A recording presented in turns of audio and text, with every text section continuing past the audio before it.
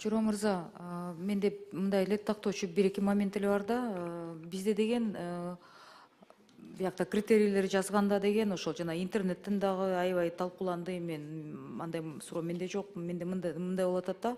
Густонаселенный дегенде критерий. Ошону тактап бересизби? Эльвира Жаргабековна, саламатсыздарбы? Саламатчылык. ЖИШ жайгашкан райондор жана айыл аймактар каралган. Ошондо бизде бүгүнкү күндө Кыргызстанда 10 эң жыш жайгашкан райондордун тизмеси барбы сизде?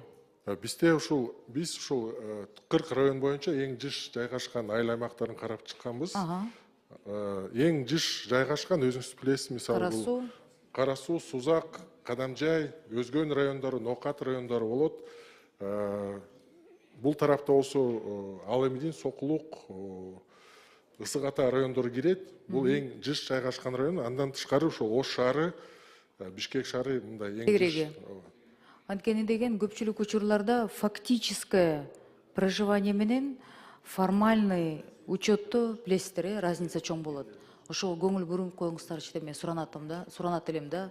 АТР-да кылдык, баары бери деген на бумаге прописка деген бир жерде болот.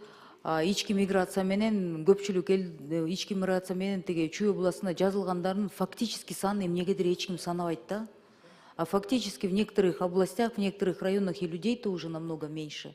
А садики и школы мы продолжаем там строить.